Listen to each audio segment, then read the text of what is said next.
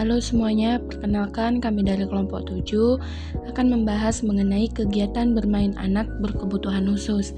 Sebelumnya saya akan memperkenalkan anggota kelompok kami terlebih dahulu. Yang pertama itu ada Abdi Mulia, saya sendiri Dwi Kenia dan Wulandari. Langsung saja materi pertama akan dipaparkan oleh saudari Wulandari. Baiklah, saya Wulandari akan menjelaskan tentang pengertian anak berkebutuhan khusus. Menurut Parto Wisato, menjelaskan bahwa anak-anak luar biasa atau anak-anak berkebutuhan khusus merupakan seseorang yang memiliki kelainan dalam bidang intelektual, fisik, sosial, atau emosional dibandingkan pada perkembangan serta pertumbuhan yang dianggap normal, sehingga mereka tidak dapat menerima pendidikan di sekolah-sekolah biasa.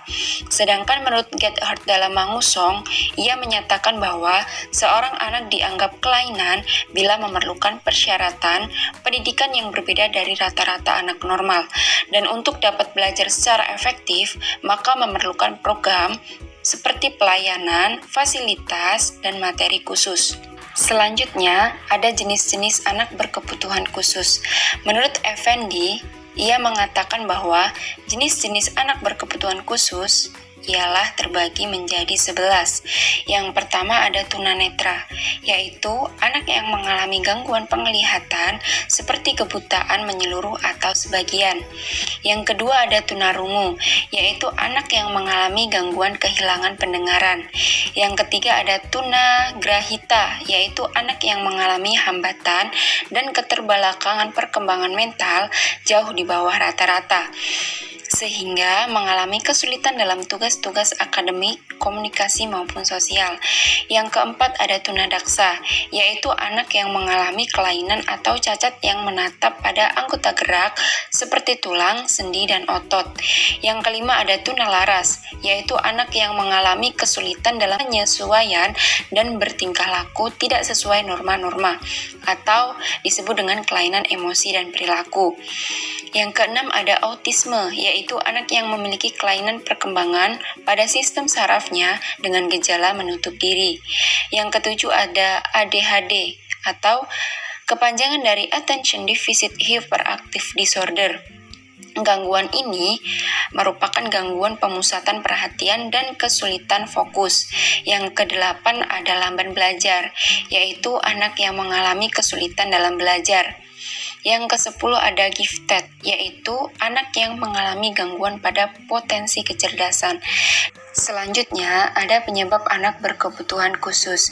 Penyebab anak berkebutuhan khusus terjadi dalam beberapa periode kehidupan anak, yaitu yang pertama ada gangguan genetika, kedua ada infeksi kehamilan, yang ketiga karena usia ibu hamil, yang keempat keracunan saat hamil, yang kelima lahir prematur, yang keenam proses kelahiran lama, yang ketujuh kelahiran dengan alat bantu, yang kedelapan karena kehamilan terlalu lama, yang kesembilan karena penyakit virus, dan yang ke-10 karena keracunan. Selanjutnya, ada cara mendeteksi anak berkebutuhan khusus.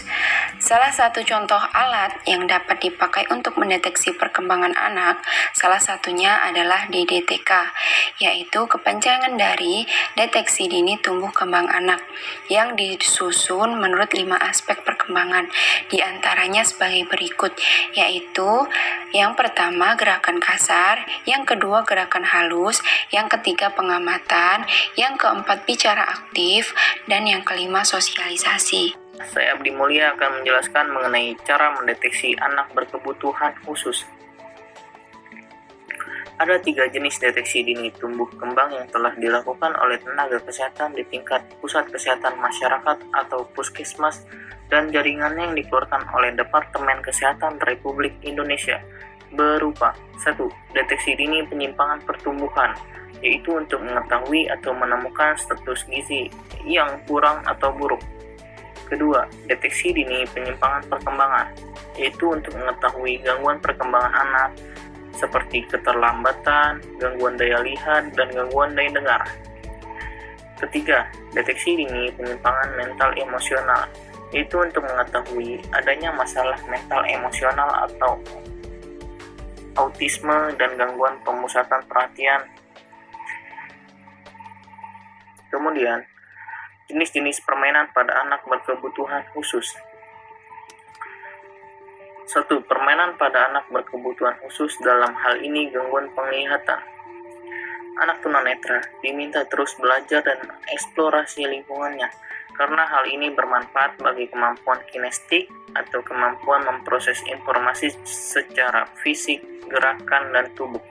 Adapun jenis permainan yang disarankan adalah sebagai berikut. Pertama, permainan menemukan teman. Kedua, permainan balon pindah. Ketiga, permainan lingkaran ceria. Dan terakhir, permainan temukan bunyi. Kedua, permainan pada anak berkebutuhan khusus, dalam hal ini gangguan pendengaran. Permainan sensorik dapat menjadi permainan yang sangat bermanfaat. Aktivitas ini membantu menstimulasi indera anak meliputi pendengaran, penciuman, penglihatan, dan peraba. Adapun jenis permainan yang disarankan seperti moonsen, menggambar, melukis, dan berolahraga dengan mengandalkan fisik seperti sepak bola, basket, dan atletik. Ketiga, permainan pada anak berkebutuhan khusus, dalam hal ini gangguan retardasi mental. Permainan untuk anak dengan gangguan retardasi mental dilakukan aktivitas permainan seperti olahraga boce untuk melatih kemampuan motorik kasar, puzzle, dan menggambar.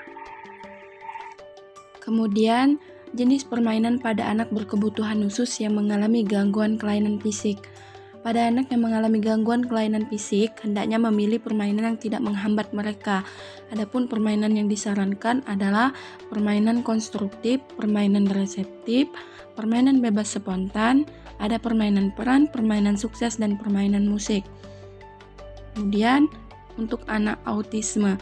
Untuk anak autisme itu diminta untuk memilih permainan yang terdapat unsur edukasi di dalamnya seperti permainan puzzle, balok susun, menggambar, dan mewarnai, serta termasuklah di sana ada terapi motorik. Kemudian ada permainan untuk anak yang mengalami kesulitan belajar spesifik atau ADHD. Jenis permainan yang dapat membantu anak untuk belajar secara detail, diantaranya ialah permainan seperti menggambar dan menyusun teka-teki. Kemudian untuk yang terakhir itu permainan untuk anak yang mengalami gangguan komunikasi. Pada anak yang mengalami gangguan komunikasi ini diberikan permainan seperti menyelesaikan teka-teki, permainan bahasa, mencocokkan gambar, dan berolahraga. Kemudian kesimpulan dari apa yang telah kami sampaikan ialah bahwasanya kehidupan anak-anak ialah bermain. Melalui bermain, anak dapat terfasilitasi belajar dan perkembangannya. Semakin anak berkembang, maka semakin mampu juga melakukan berbagai aktivitas termasuk bermain. Adapun tujuan aktivitas atau kegiatan bermain untuk anak-anak berkebutuhan khusus, terdapat beberapa tujuan utama, yaitu yang pertama, bertujuan mendorong kemampuan untuk fokus, yang kedua meningkatkan koordinasi, dan yang terakhir ialah bertujuan untuk menumbuhkan kesadaran pada anak. Demikian dari kelompok kami ucapkan terima kasih.